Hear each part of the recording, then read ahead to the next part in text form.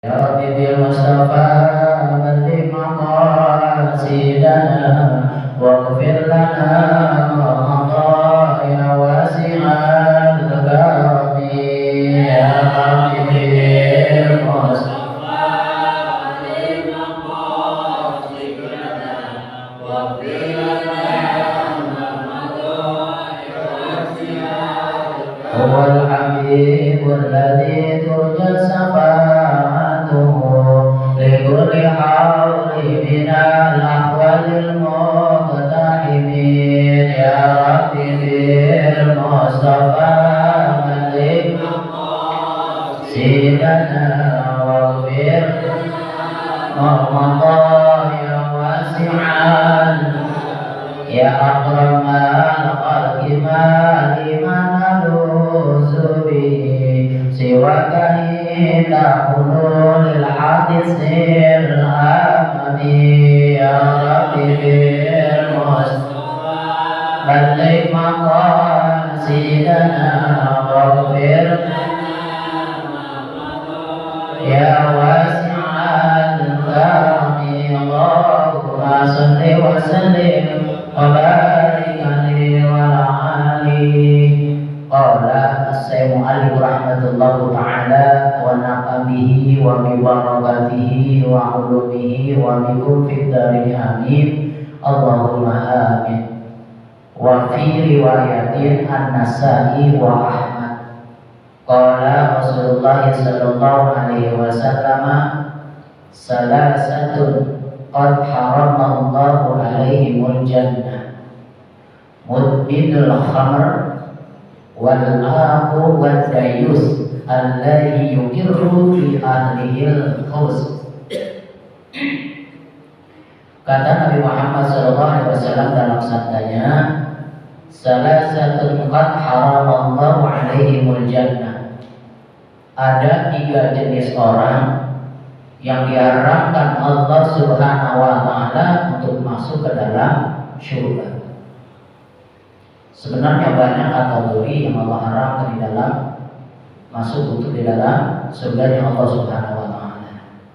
Tapi tidak di dalam riwayat ini hanya tiga saja yang disampaikan oleh Rasulullah SAW. Yang pertama kata Nabi, mudmin al-khamr, yaitu pemabuk berat. Orang mabuk itu sesungguhnya bau surganya saja nggak dapat, bahasa gampang begitu. Apalagi kategorinya di pemabuk berat. Maka seringkali saya katakan, setiap minum di dalam hadis kemarin yang saya sampaikan, setiap minum yang memabukkan diharamkan oleh Allah Subhanahu wa taala. Jadi termasuk di antaranya kategori ini. Sebab di antara orang-orang yang membuat apa yang dilanggar oleh Allah, apa yang dilarang oleh Allah Subhanahu wa taala, lalu kemudian dilakukannya, maka akan mendapat azab dari Allah Subhanahu wa taala. Azab dalam artian dalam kategori ini, dia termasuk orang yang tidak atau dilarang untuk masuk ke dalam surganya Allah Subhanahu wa taala. Illa taubat, kecuali dia bertaubat untuk tidak meminum lagi, tidak menjadi pemabuk lagi. Tentunya tubu ilallahi taubatan nasuha, dengan sebenar-benarnya taubat. Sebab orang yang pemabuk itu mula-mula kan dicipit, yang ngerasain ketika ditawari oleh temannya. Mohon maaf, ketika kita belajar merokok saja, kan mula-mulanya kita nggak mencicipin, kan begitu. Ketika kita cicipin itu, kalau terus-menerus itu lakukan, maka kita menjadi perokok. Nah begitu pun orang yang mabuk ini. Ketika misalkan dia maka saya katakan berkumpulan dengan orang-orang yang soleh, maka ketika kita berada di dalam kumpulan orang-orang yang soleh, insya Allah yang selalu mengajak kita di dalam hal kebaikan. Dibanding kita berteman dengan geng atau perkumpulan-perkumpulan yang seringkali membuat kemungkaran. Ya. Maka ketika kumpulan tersebut melakukan kemungkaran, apalagi udah ada itu minuman yang memabukkan, la haula wala quwata illa billah. Ya, jangan coba-coba dah bahasa gampangnya. Ya, jangan coba-coba bahasa gampangnya ketika kita mengawali mencicipi, nanti lama-lama ketagihan. Sebab kalau orang jiwanya sudah pemabuk itu, pasti yang dilakukan kemungkaran. Bisa saja kalau dia sudah terbiasa dengan mabuk, kalau seorang suami sudah sering melakukan kemabukan, ya, maka dia meminta sesuatu kepada istrinya dengan paksa, uang untuk membeli minuman yang memabukkan tadi. Maka termasuk kelompok yang memiliki jiwa pemabuk ini, apalagi kategorinya pemabuk berat, la haula wala quwata illa billah. Sudah banyak kan terjadi korban meminum minuman yang oplosan. Yang asli aja bahasanya dilarang oleh Allah Subhanahu wa taala, ini nekat. Minumnya oplosan. Mending kalau gak nyawa melayang. Betul gak? Saya katakan mending kalau nyawanya gak melayang, kalau melayang. Ya kan? Jadi meninggalnya saja dia dalam pembicaraan orang.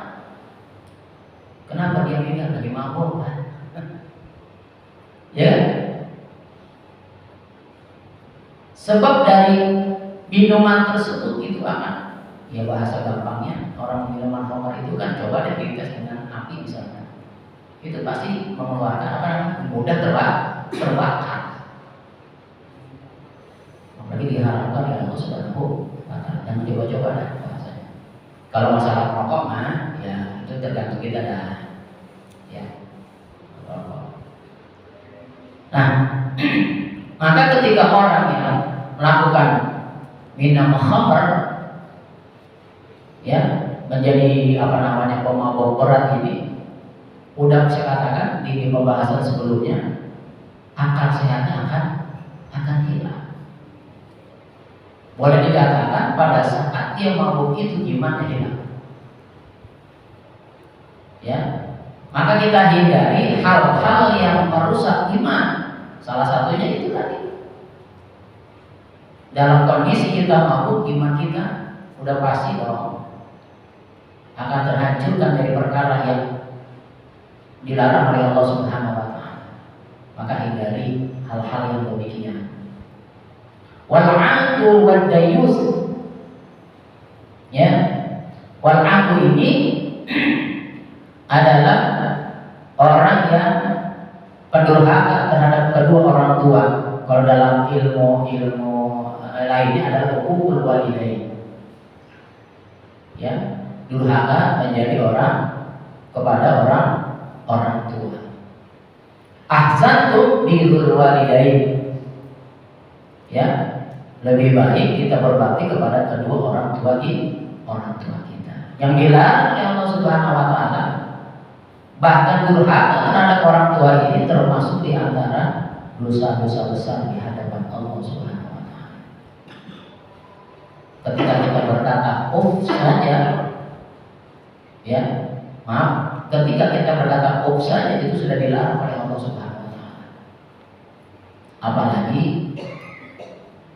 menyinggung perkataan hati orang tua. Jangan sampai kita bertutur kata yang tidak baik, berperilaku yang tidak baik. Orang tua saya katakan rahmat hidup kita. Doa orang tua saya yakin dijawab oleh Allah Subhanahu wa taala. Maka ketika kita melakukan hal yang dilarang oleh Allah Subhanahu wa taala, kita melakukan durhaka oleh Allah Subhanahu wa taala, sudah banyak contoh. Hati-hati kalau kita melakukan kedurhakaan terhadap kedua orang tua. Sahabat pernah bertanya, "Ya Rasul, siapakah di dunia ini selain Allah dan engkau sebagai Rasul, siapa yang wajib kami taati setelah Allah dan Rasulnya?" Kata Nabi Muhammad SAW, kedua orang tua kita, patuhi kedua orang tua kita. Ya, kita baru terasa ketika orang tua kita sudah nggak ada. Ya Allah, kemarin-kemarin bahasa agama kemana kita?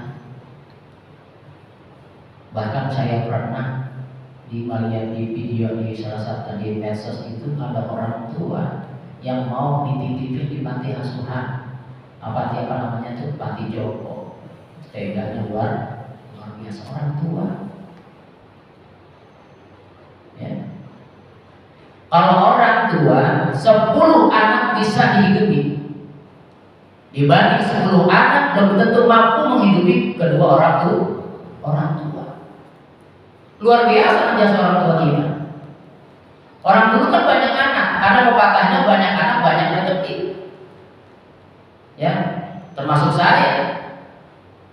Saya 15 bersaudara, tinggal 2. Orang dulu kan banyak anak. Sehingga kalau orang dulu, orang Betawi itu di rumahnya ada pohon yang namanya pohon siri rezeki, dengan harapan banyak rezeki. Itu orang tua tuh saking apa namanya tuh, berharap dimudahkan rezekinya. Selalu pasti ada. Kalau sekarang namanya pohon siri rezeki udah susah kita cari. Orang dulu banyak anak itu gampang-gampang aja ngebiayain. Ya kan? Berapa sih digaji orang tua kita dulu? Sekarang berapa banyak? Bisa dihitung. Kasus contoh beberapa tahun yang lalu, kita mendapat berita miris di Kapingan mana, Pesona. Ada seorang bapak, seorang keluarga meninggal dunia, padahal rumahnya bagus, tapi meninggalnya gak ketahuan. Anaknya yang 2 informasinya di luar negeri, pokoknya orang yang sukses. Wa'iyadzubillah, jangan sampai dah orang tua kita tuh, ya Allah, doa mustajabah. Doa kedua orang tua kita adalah mustajabah. Jangan sampai berkata saja dilarang, apalagi kita. Pernah kita mendengar kasus misalkan orang tua yang ingin pengen dihadirkan dengan masalah apa namanya, hak waris. Ya kan, pernah kita berita ada kasus tuh, orang tua yang ingin diadukan ke pengadilan. Saya katakan orang tua 10 anak mampu menghidupi anaknya, tapi belum tentu 10 anak mampu menghidupi kedua orang tuanya. Mau dibayar dengan apapun, jasa orang tua kita ya, tidak bisa ditembus dengan seluruh kekayaan orang tua yang kita semua. Jadi aja kita banyak contoh sekarang. Ya, anak yang membunuh bapaknya, anak yang membunuh ibunya, anak yang membunuh neneknya. Astagfirullahaladzim. Ini kategorinya. Termasuk yang diharapkan oleh Allah Subhanahu wa taala untuk masuk surga.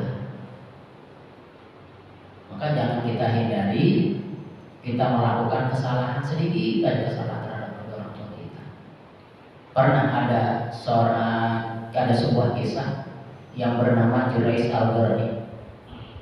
Jurais Al-Qarni ini orang yang taat ibadahnya sangat luar biasa. Suatu ketika Jurais Al-Qarni ini lagi sedang melaksanakan, ya kalau kita pembahasannya adalah sholat duha misalnya. Sholat duha kan sunnah hukumnya. Sementara pada waktu yang bersamaan, ketika memasuki rakaat yang kedua, dipanggil sama ibunya, Jurais ta'al, Jurais ta'al, Jurais kemarilah. Ini hati si Jurais ini ya bercabang bahasanya, melanjutkan sholat duha atau memenuhi panggilan orang tua. Sholat duha hukumnya sunnah, memenuhi panggilan orang tua hukumnya wajib. Tapi ketika itu yang dilanjutkan adalah sholat sunnah, ya, karena Jurais dipanggil oleh ibunya tidak muncul juga, tidak datang juga, ada rasa kecewa dengan Jurais Al-Qarni ini. Karena anaknya yang disayang, anaknya yang diperhatikan, dipanggil tidak nyaut, bahasa gampangnya nggak segera datang. Ya, suatu hari diuji Jurais Al-Qarni ini. Ya, ada seorang wanita cantik yang sangat luar biasa menggoda Jurais Al-Qarni dalam ibadahnya. Ya, akhirnya ketika digoda oleh wanita tersebut tidak mempan. Ya, tidak mempan dirayu oleh wanita tadi karena Jurais Al-Qarni luar biasa ibadahnya. Penasaran juga Jurais si wanita tadi ini. Ya, kemudian 1 bulan kemudian si wanita ini datang lagi kepada Jurais Al-Qarni. Cuma dalam kondisi yang berbeda. Wanita tersebut dalam kondisi hamil. Datanglah kepada Jurais Al-Qarni. Dan yang dituduh adalah Jurais Al-Qarni. Jurais. Bahasa gampang begitu. Ini fitnah, pada hakikatnya fitnah. Maka ketika Jurais Al-Qarni bertanya tadi, disuruh mengaku, Jurais gak mengaku karena itu bukan perbuatannya. Gak mengaku Jurais Al-Qarni. Ya. Kemudian apa yang dikatakan? Akhirnya karena mendengar ribut-ribut, ibunya keluar. Karena posisi orang dulu biasanya ada rumah di sampingnya ada musola atau langgar. Kalau orang dulu begitu. Yang di dalam musola tadi dia datanglah akan mendengar ribut-ribut tadi itu. Orang tuanya Jurais Al-Qarni tadi. Ada apa wahai Rangan? Anak ibu Jurais Al-Qarni ya telah menodai dirinya, bahasanya begitu. Dan ini hasilnya. Ya, dengan tegas Jurais Al-Qarni berkata, ibu mohon maaf, ini bukan perbuatan saya. Baik, nanti kita tunggu waktunya dalam 9 bulan. Saya akan membuktikan kalau ini bukan anak saya, kata Jurais Al-Qarni. Tibalah 9 bulan kemudian, waktu-waktu yang mau melahirkan, lahirlah si wanita tadi. Ya, maka ketika lahir datanglah lagi itu dengan membawa balitanya, si wanita tadi, untuk tetap meminta pertanggungjawaban. Jurais, kau harus bertanggung jawab, ini anakmu. Tetap si Jurais Al-Qarni karena tidak merasa melakukan, tidak merasa berbuat, ya tetap berkata tidak. Maka saya minta, kata Jurais Al-Qarni, kemarilah wahai, saya akan membuktikan. Dihampirilah wanita tadi yang sedang menggendong seorang anak, ya, dihampiri oleh Jurais Al-Qarni. Kemudian Jurais Al-Qarni meminta izin kepada Allah Subhanahu wa taala. Ya Allah, berikan petunjuk kepada saya. Kalau memang ini balita, ini anak perbuatan saya, maka tunjukkanlah. Dan apabila anak ini bukan karena perbuatan saya, tunjukilah. Maka dia bernadar kepada Allah Subhanahu wa taala sambil menunjukkan ibu jarinya. Bismillahirrahmanirrahim. Disentuhlah tali pusat si bayi tadi. Wahai bulan, wahai anak, siapa orang tuamu sesungguhnya? Dengan izin Allah Subhanahu wa taala, balita tadi berbicara. Bapak saya, tukang kebun yang ada di kampung sana. Bapak saya, tukang kebun yang ada di kampung sana. Karena itu, walhasil yang memuji itu adalah iblis. Inti daripada kisah ini adalah perbuatan Jurais karena tadi itu tidak memenuhi panggilan orang tua. Maka jangan sekali-kali ketika orang tua kita memanggil, menyuruh, bahasa gampangnya, ya segera dilaksanakan apapun itu, kecuali yang diperintahkan orang tua kita yang dilarang oleh Allah Subhanahu wa taala. Ya, termasuk yang diharamkan oleh Allah Subhanahu wa taala adalah pendurhaka tadi. Yang ketiga, orang yang merelakan kejahatan berlaku di dalam keluarganya. Yang diharapkan oleh Allah Subhanahu wa taala berlaku kejahatan keluarganya, yang dimaksud adalah kita membiarkan keluarga kita menanggar perintah-perintah Allah Subhanahu wa taala. Misalkan sudah waktunya sholat, sementara kita tahu anak kita sedang bermain misalnya, tanpa disuruh, nah sudah waktunya sholat, ayo sholat. Itu yang termasuk kategorinya yang seperti itu, ya. Artinya kewajiban orang tua selalu mengingatkan. Kalau sudah mengingatkan berarti bebas tanggung jawab kita, karena kita sudah menjalankan perintah Allah. Ya. Maka semoga apa yang diharapkan kita menjadi orang-orang yang ketaatan kita kepada Allah, maka kita merasa semoga Allah Subhanahu wa taala membawa kita, menuntun kita di jalan kebenaran Allah Subhanahu wa taala. Bahkan membawa kita walaupun tanpa kita tidak meminta kepada Allah, semoga Allah Subhanahu wa taala meridhai amal-amal ibadah kita dan membawa kita masuk dalam surga Allah Subhanahu wa taala. Amin ya rabbal alamin. Bismillahirrahmanirrahim. A'udzubillahi minasyaitonir rajim. Bismillahirrahmanirrahim. Alhamdulillahirabbil alamin. Arrahmanirrahim. Maliki yaumiddin. Iyyaka na'budu wa iyyaka nasta'in. Ihdinas siratal mustaqim. Siratal ladzina an'amta 'alaihim ghairil maghdubi 'alaihim waladdallin. Amin. Wa farajil bi rahmatika ya arhamar rahimin. Allahumma bihaqqil Fatihah, bisil Fatihah, bi rahmatil Fatihah. Allahumma taqabbal 'ansil sawaba ma qarana min al-Qur'anil 'azim wa mahlana wa wasabana wa mustaghfirna wa mustaghfirna wa astaghfirullahal 'azim. Ya Rabbi bisari ya tawassil wa barakatan sana berarti Nabi Mustafa Rasulullah sallallahu alaihi wasallam. Allahumma fir lahu warhamhu wa bihi wa anhum rabbana atina fid dunya hasanah wa fil akhirati hasanah wa qina adzabannar. Bi fadli subhanaka wa bika rabbil izzati amma yasifun wa salamun alal mursalin walhamdulillahi rabbil alamin. Demikian kajian kita pada hari ini, semoga bermanfaat. Billahi taufiq wal hidayah. Wassalamualaikum warahmatullahi wabarakatuh.